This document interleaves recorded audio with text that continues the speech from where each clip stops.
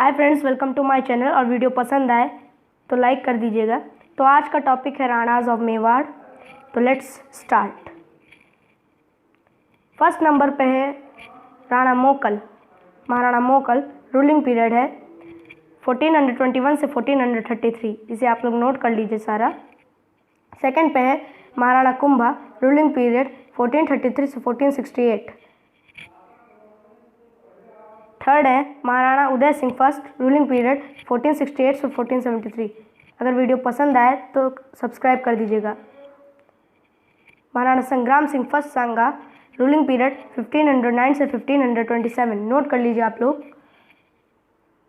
Fifth है Maharana Ratan Singh ruling period 1528 से 1531। तो हमारे पार्ट 2 का वेट कीजिए। Thanks for watching. बाय।